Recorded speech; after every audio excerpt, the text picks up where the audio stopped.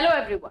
BEd की examination अब आप लोगों के इस मंथ में और नेक्स्ट मंथ में देखने को मिलने वाले हैं, लेकिन बहुत सारे ऐसे क्वेश्चन आ रहे हैं कि कॉपी को हम कैसे लिखें, कैसे जो है हम पेजेस को फुल करें।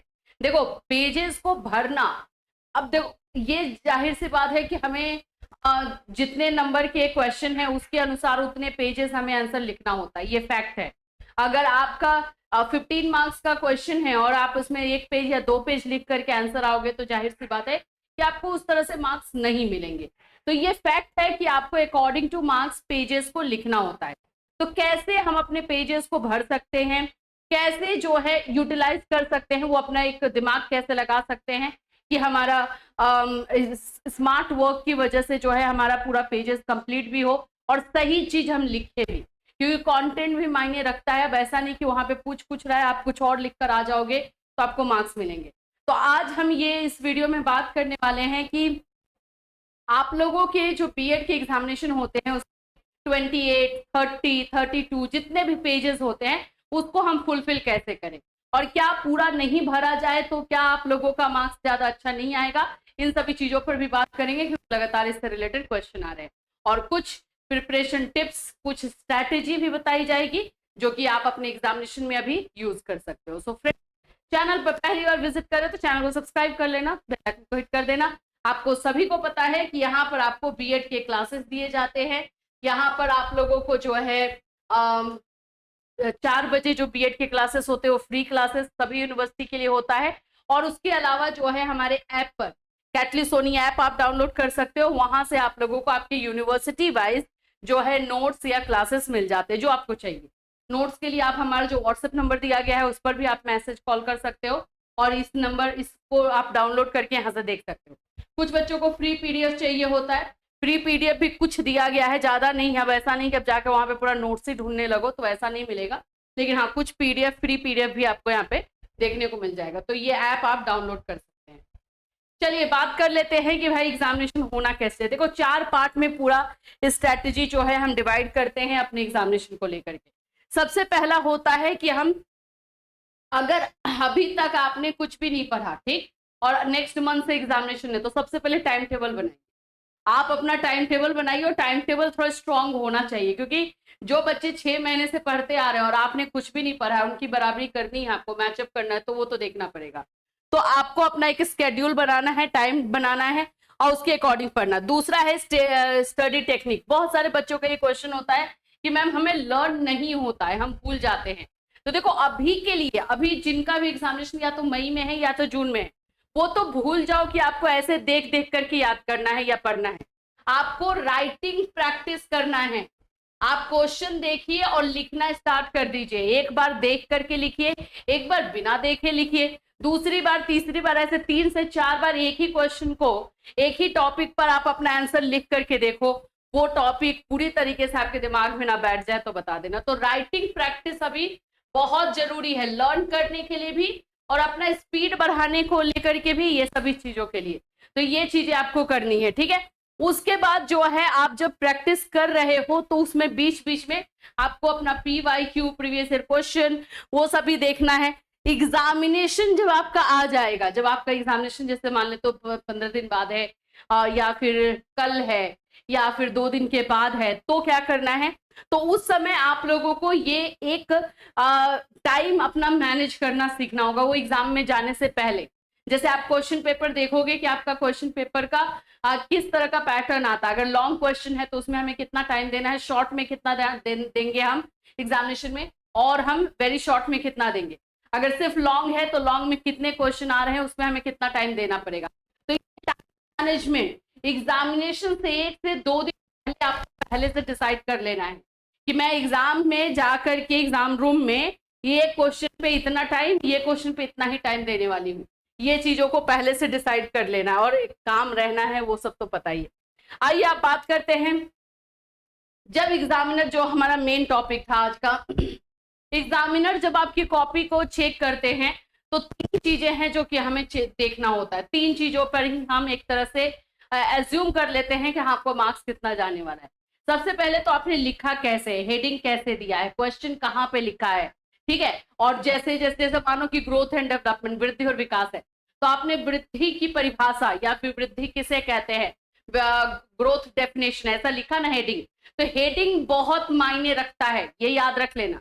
आप लोग जो भी आंसर लिखोगे हेडिंग लिख करके उसको अंडरलाइन जरूर करोगे।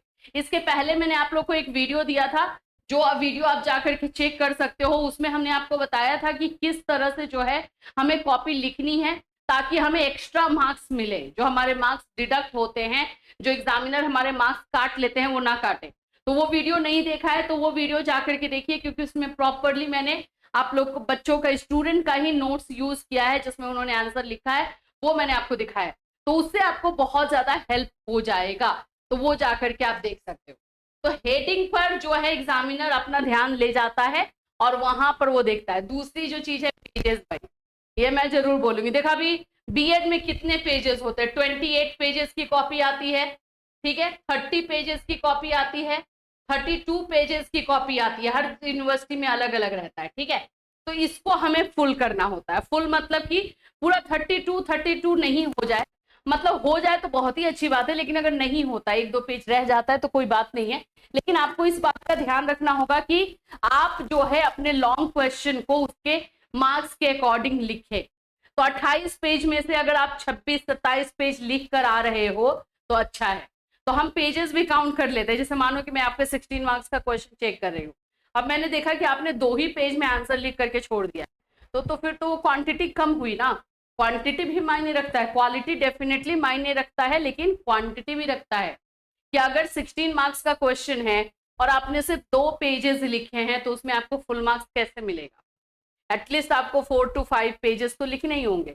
तो ये सारी चीजों को देखना होता है। एग्जामिनर जो है फटाक से देख लेता है कि हाँ कितने पेजेस आपने इस क्वेश्चन का आंसर दिया है, तो वहां पे डिसाइड हो जाता है कि हाँ ये देना है। हम लोग तो ऐसे ये चीजों से ही अंदाजा लग जाता है कि बच्चे ने इसमें क्या लिखा होगा। तीसरी चीज है कि आंसर का पैटर्न, जो मैंने आपको पहले ही बताया है कि बीएड के एग्जामिनेशन, जो बीएड की जो कॉपी होती है उसमें प्रॉपर एक पैटर्न होता है। पहले इंट्रोडक्शन है, डेफिनेशन है, फिर उसके बाद से आपका बॉडी आ जाता है, जो जिसमें जो क्वेश्चन पूछा है वो लिखोगे, कंक्लूजन आएगा लास्ट में, फ्लो चार्ट होना चाहिए, ये सारी चीजें होनी चाहिए। तो ये होता है पैटर्न। अब इस पैटर्न को आपने अपने आंसर के पैटर्न में इसको यूज किया है कि नहीं, ये देखना होता है। अब वो आप जो है 12th के बच्चे, 10th के बच्चों की तरह कॉपी लिख करके आ गए हो और उसमें कोई भी चीज ऐसा यूनिक नहीं है, जो होना चाहिए पैटर्न के अकॉर्डिंग नहीं है, तो मार्क्स वहां पे डिडक्ट हो जाएगा। एग्जामिनर तो काट लेगा मार्क्स भाई, वो एकदम चीजों पर, इन चीजों पर ध्यान दोगे। तो ये 3 चीजों पर एकदम फोकस जो है करके रखना है।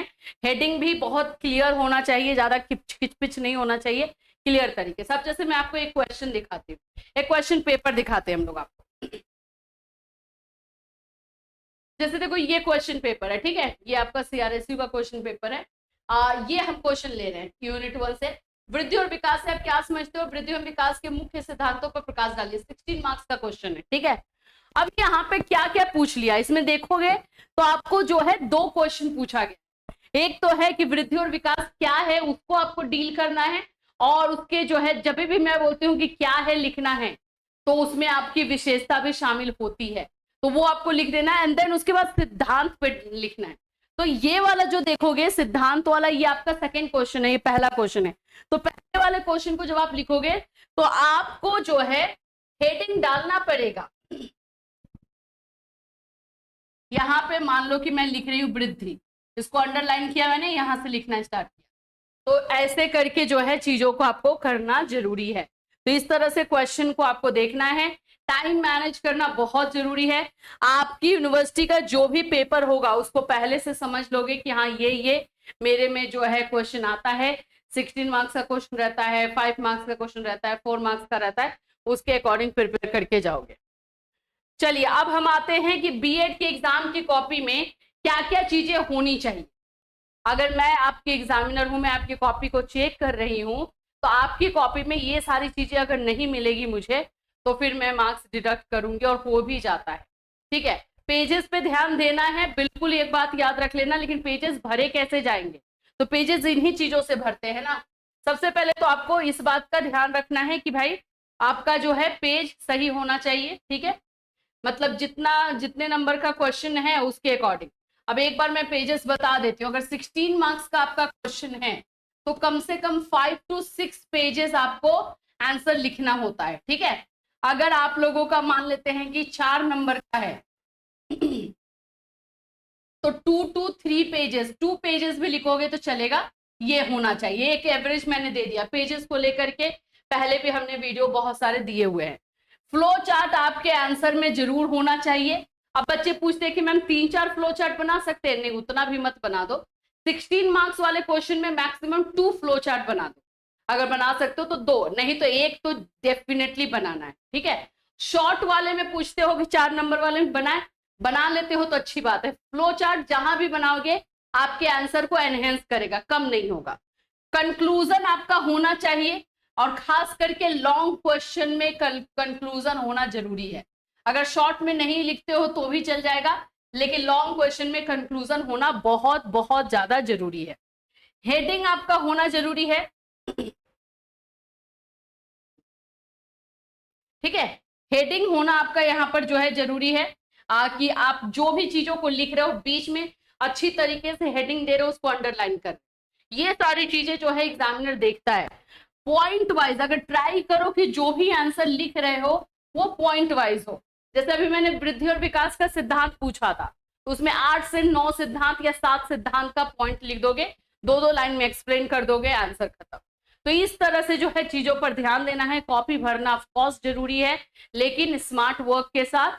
और कितनी कॉपी, जैसे आप मान लेते हैं कि आपका 28 पेज है, ठीक है, तो 28 पेजेस में से अगर 25 से प्लस पेजेस आप लिख करके आ रहे हो तो अच्छा है, ठीक, अच्छा है, ठीक है, मतलब अच्छा है, अच्छा सिर्फ मैं बता रही हूँ। 26-27 पेजेस लिखते हो तो बहुत अच्छा है, 28 आउट ऑफ 28 हो जाएगा तो और भी अच्छा है। 32 पेजेस की अगर आपकी कॉपी है तो कम से कम आप लोगों को 29 पेजेस लिखने होते हैं, 28-29 पेजेस भी सही रहेगा। तो ऐसे करके आपको लिखना होगा, ठीक है।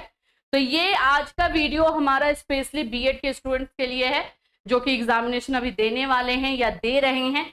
तो काइंडली ये वीडियो देखिए, आपके हेल्प के लिए ही बनाया गया है, और इन सभी चीजों से जो आपके मार्क्स इधर उधर कट जाते हैं वो ना कटे, और आपको पूरा का पूरा मार्क्स मिले जितना आप आंसर लिख करके आ रहे हो। इससे रिलेटेड कोई क्वेश्चन, कंफ्यूजन है तो आप हमें इस वीडियो में कमेंट कर सकते हो। फिर मिलूंगी, टिल देन टेक केयर।